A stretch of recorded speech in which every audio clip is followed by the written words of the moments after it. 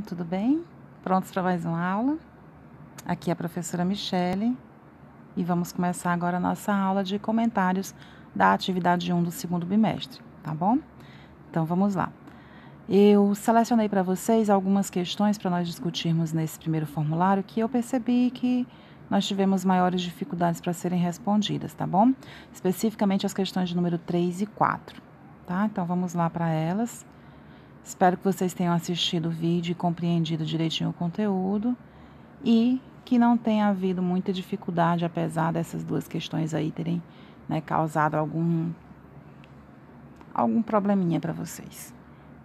Então, vamos lá. Essa questão, na verdade, ela tem para a gente um texto introdutório que é de uma historiadora, que é a Maria Efigênia Lage Rezende. Então, esse material ele está especificamente falando de alguma questão relacionada à nossa Constituição de 1891, que foi, né, conforme ela aponta aí, uma inspiração na Constituição dos Estados Unidos. Então, a nossa primeira Constituição republicana teve como inspiração, como modelo, a Constituição dos Estados Unidos e trouxe para o Brasil, como exemplo dessa inspiração, o modelo federalista de governo. Ou seja, o Brasil ele possuiria, então, estados, né, que eram as antigas províncias, com autonomia política, com as suas próprias leis, né, a sua própria Constituição estadual. Contanto, claro, que essas constituições estaduais não viessem a interferir na lei maior do país, na Carta Magna, na Constituição Federal, tá bom? E aí também se pressupunha nessa nova Constituição o modelo federalista, substituindo o centralismo, que era uma característica do modelo monárquico, tá? Da monarquia dos reis, tá? Bem, referente aos direitos eleitorais, tá? Ela dá esse texto de introdução, gente, para mostrar para nós que nós, brasileiros, tivemos inspiração na Constituição norte-americana para criarmos a nossa. E entre os modelos que nós copiamos, o federalismo foi um deles, tá bom? Mas o que ela realmente quer saber é quais foram os direitos eleitorais que a Constituição brasileira trouxe para nós, tá bom? Então, antes da gente dar uma olhadinha nas alternativas, vamos voltar para o nosso slide para a gente ver quais eram, de fato, as inovações trazidas pela primeira Constituição republicana, tá bom? Vamos lá. Então, aqui nós temos o slide, né, que vocês assistiram, vocês leram e assistiram a aula. E aqui nós temos a parte específica que nós queremos dentro do governo provisório, né, do Marechal Deodoro da Fonseca, a elaboração da primeira Carta Constituinte, da primeira Constituição Republicana de 1891. Então, o que ela determinava? O federalismo, que eu já expliquei para vocês, o mandato presidencialista de 4 anos, tá? Então, nós seríamos governados não por um rei, mas sim por um presidente eleito.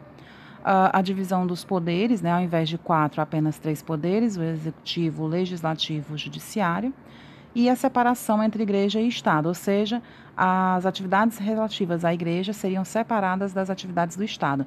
Então, por exemplo, os cemitérios foram laicizados, ou seja, deixaram de ser exclusivos da igreja, né, passaram a ser construídos em áreas diferentes do solo da igreja.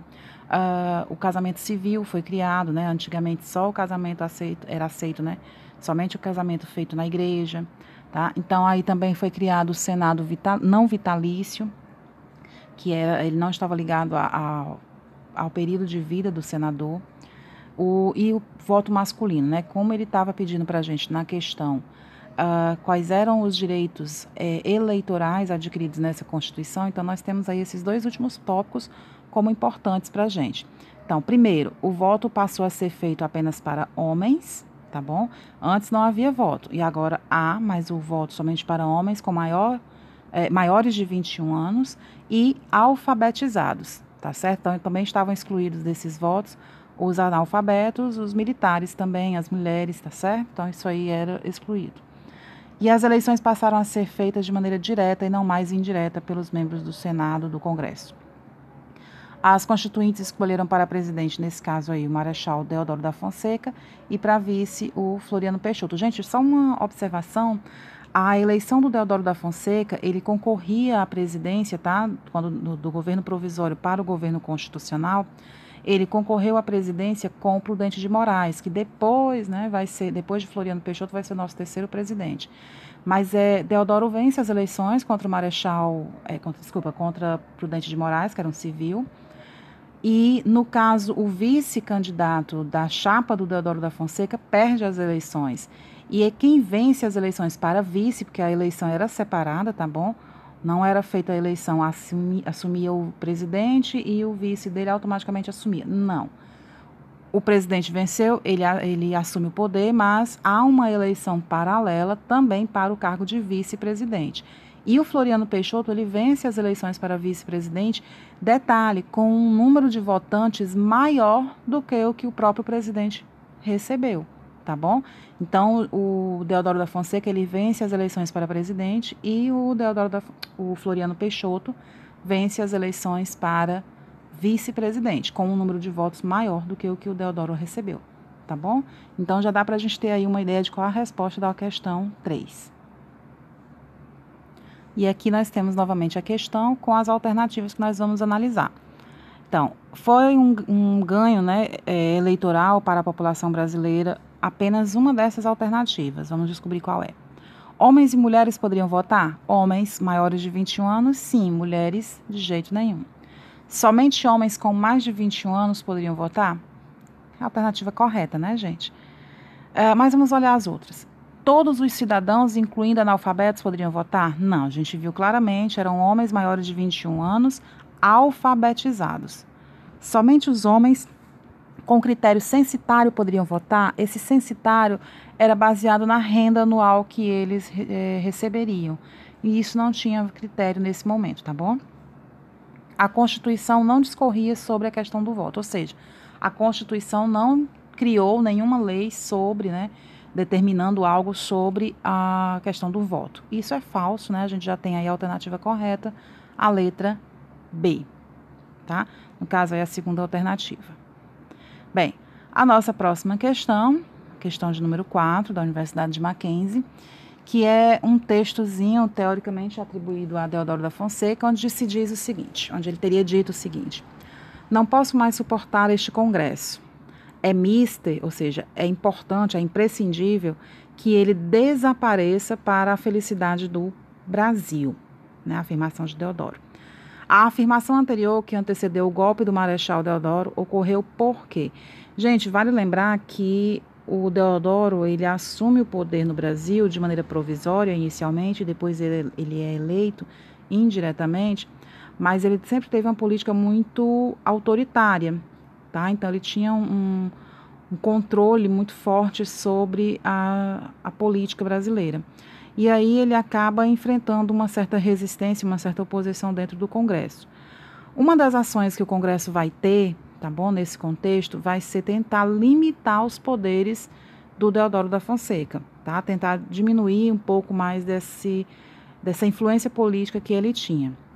E aí, nesse contexto, o Congresso vai criar a chamada Lei de Responsabilidade, ou Lei das Responsabilidades, que vai exatamente fazer isso, né? Diminuir o poder político de Deodoro da Fonseca.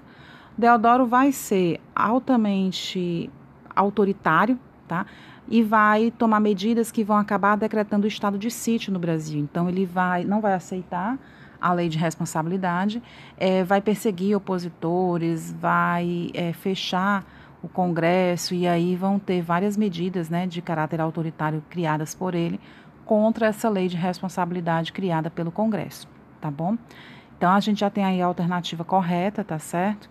Que é também, coincidentemente, a segunda alternativa, que diz o Congresso aprovara a lei de responsabilidade que reduzia as atribuições do presidente criticado pelo autoritarismo, tá bom? Eu não li a primeira, mas vamos dar uma olhadinha aqui nela para identificar onde é que está o erro. Tanto quanto Fernando Henrique Cardoso, né, agora no Brasil contemporâneo, Deodoro não conseguia aprovar reformas administrativas e da Previdência.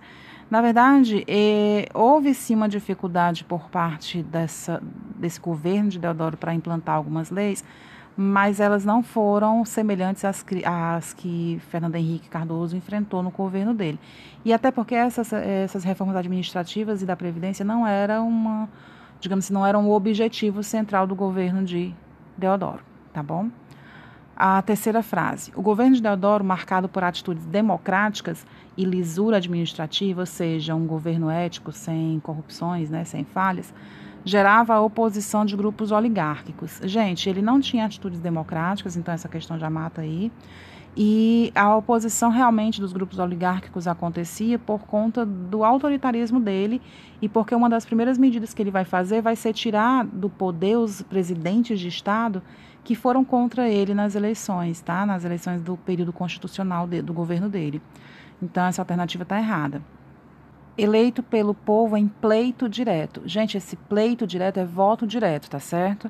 Deodoro da Fonseca sofria forte oposição do Legislativo. De fato, ele sofria oposição, mas o voto ele não era direto, ele era indireto. O povo não ia às urnas para votar, tá certo? O voto era feito de maneira indireta por representantes do povo no Congresso, tá bom?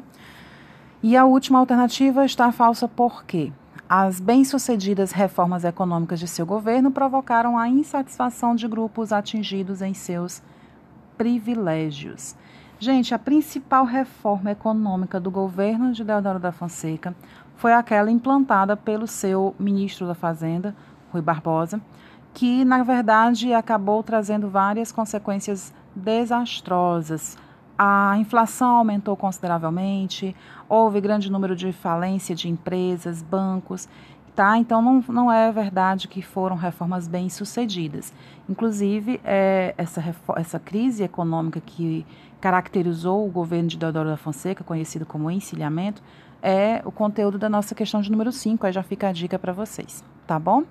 Bem, meus amores, espero que tenham entendido bem esse conteúdo, fiquem todos bem, até a nossa próxima aula e vamos estudar cada vez mais, tá certo? A gente precisa ter uma prática de leitura mais assídua para que vocês tenham mais facilidade para responder essas questões, tá bom?